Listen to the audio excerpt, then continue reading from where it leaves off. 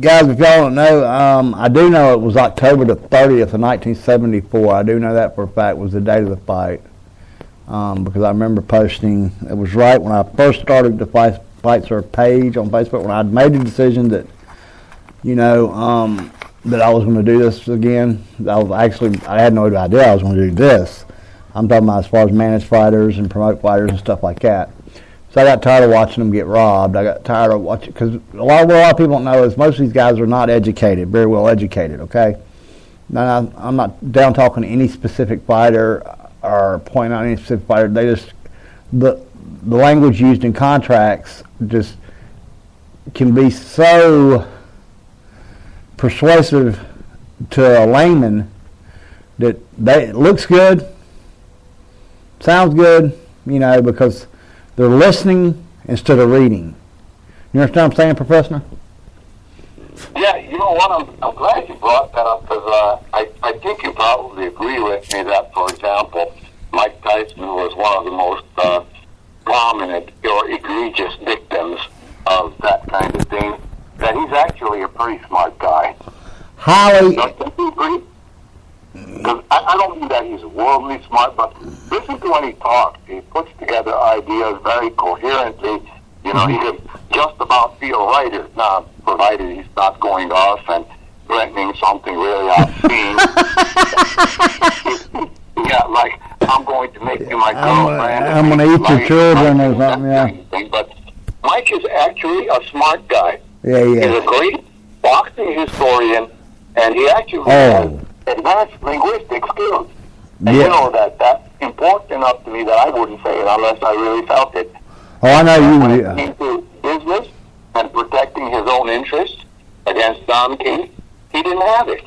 No, he didn't have it. Customato. He could have gone to college.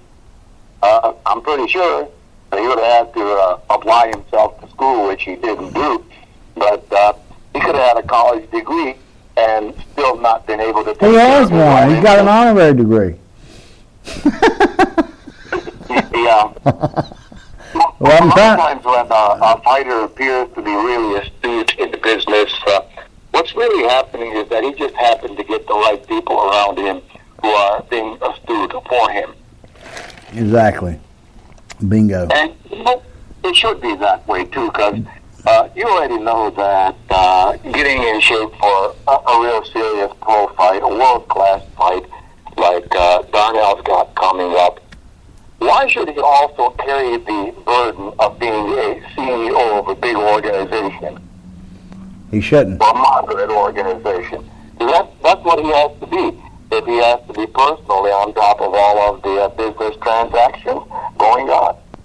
Now that you bring that up, I'm getting ready to tell everybody something. We become part of now we are considered celebrities, guys. I don't know how in the world that happened, but I've got this celebrity package that got emailed to me from ESPN and SiriusXM, and that I have to fill out and everything. And I'm thinking, celebrity? What the hell? Yesterday I was Chris Henderson. But I mean, I'm a celebrity cab driver. Yeah, now you're. I don't know how what they're going to title you. I mean. Guys, if we run a commercial, we do ask if some of these commercials I air haven't been redone yet, but I asked you mention promo code Fight Serve or promo code KCP, either one. You'll receive a discount. I'll also receive credit.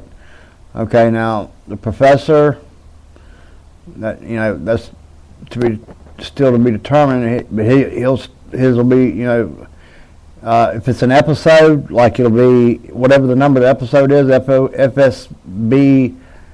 FSBM 01, for instance. If we co-hosted that episode, we split the credit for that episode. Okay, if there's an ad run during that episode, it's just the way it's going to work. It's the way it works. And he's also, if you send an article or anything on the website or the Facebook page, and 99.9% chance he's wrote it. Okay, I'm not posting nothing else, but I'll post videos, here and there that showed some astonishing knockouts and stuff like that. By far, my favorite is our guy, Darnell Boone. You know, but I think I posted a couple other ones lately talking about. I posted Holyfield. You know, and talking about he is the real deal, and he was the real deal. Like that kind of action, it would be very, very good if they could get a higher quality video, like the kind I'm capable of producing.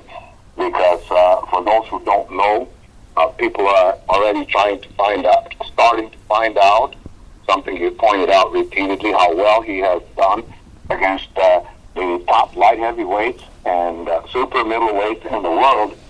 And what they don't know is that just about every one of his knockout victories is one of those highlight-type knockouts that could be one of the contenders for knockout of the year.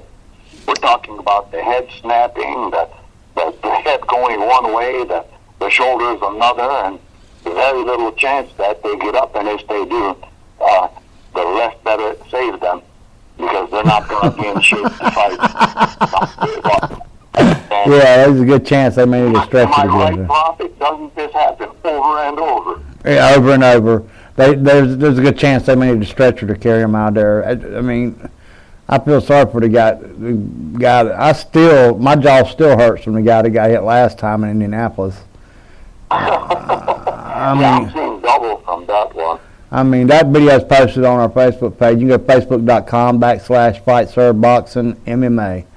And you go straight to the page, and the video's on there. A clean video of that, bro. That would be really, really good. What's that? The KO in Indianapolis, Darnell's KO, I said if only we could get a clean video of that. I've got a video of it posted, but it ain't the right angle to me. You know what I mean?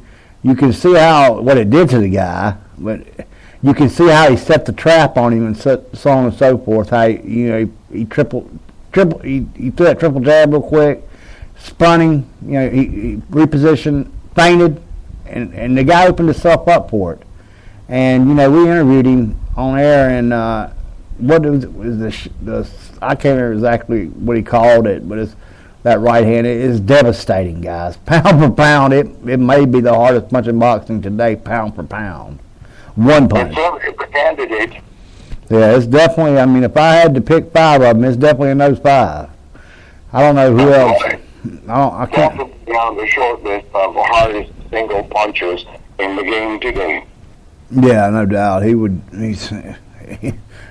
may be, and I'm not just trying to promote, Team Fight Serve or Team Diesel or nothing like that either, or Darnell Boone. I'm just I'm speaking the truth. I mean, you can go to YouTube it, guys. When he hit, ask Adonis Stevenson. I mean, it's the truth. Adonis Stevenson doesn't remember. He remembers when he won, but he don't remember when he lost, I guess. Yeah, he doesn't remember the first fight. He remembers the setup.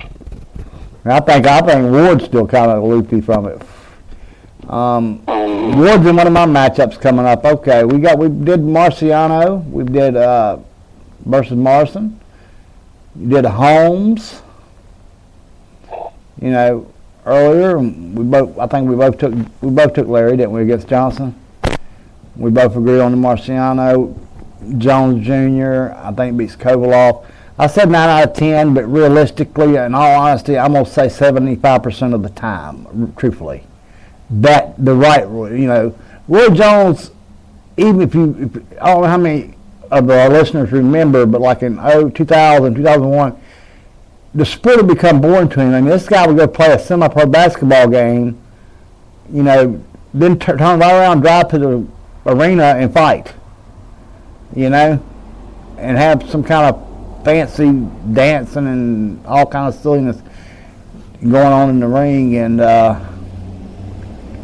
but he, as far as natural athlete, may be the greatest I've ever seen inside duck under attack. Yeah, that's a good point, and I will also suspect that you would consider Andre Ward to be that kind of boxer, maybe not quite that good, but depending on how Kovalev does against Ward, you might later change your mind about what would happen between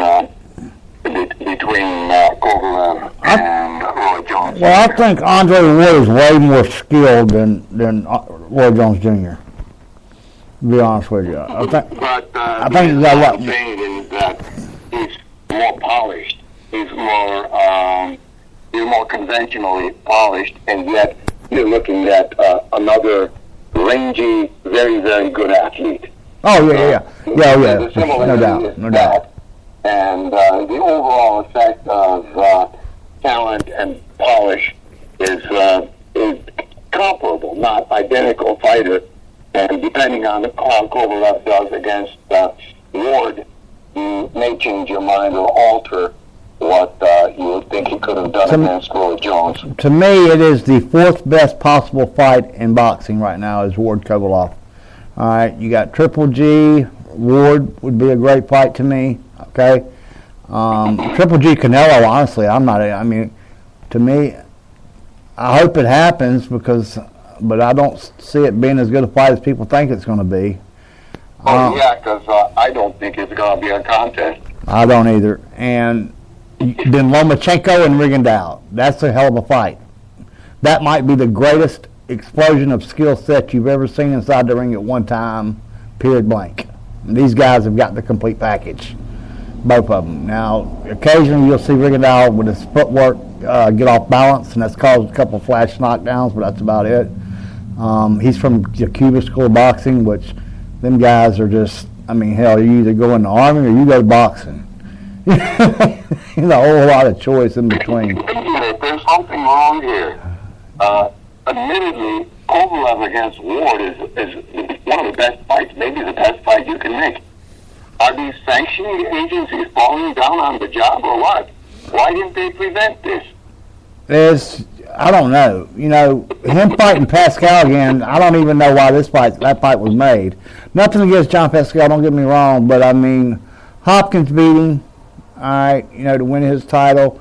So then he got a shot against Kovalev. And Kovalev, now he won a couple rounds against Kovalev. He's the first person other than Darnell I've seen actually shake him up any at all. Okay, well, other than sparring Triple G, but we've talked about that before in the body armor and all this stuff. It's just that's crazy. That is absurd. I think most boxing fans don't know this, and you do, that all of the opponents of Gennady Golovkin have to wear a flak jacket. Yeah. Oh yeah. If Darnell has to spar with him again, I got to order one.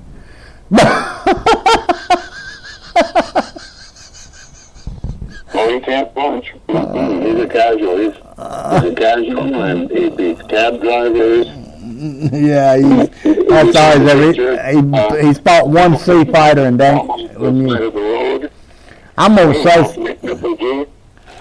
I'm getting ready to say somebody's name, and I normally don't do this, but it's the Bashudu Brown guy.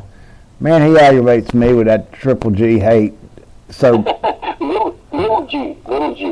Yeah, you know exactly what I'm talking about now.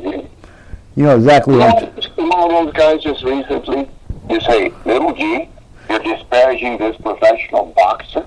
Yeah. I'd love to see you fight him for just 1 minute, and I guarantee you will be Little D.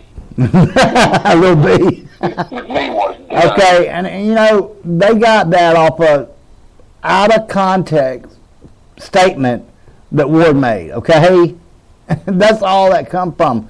Ward made a statement. It wasn't toward Golovkin,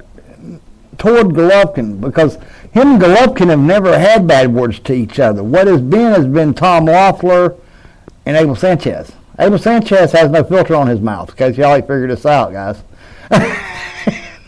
Neither does Tom Loeffler, and that's just the way it is. But Gennady is nice. He's like talking.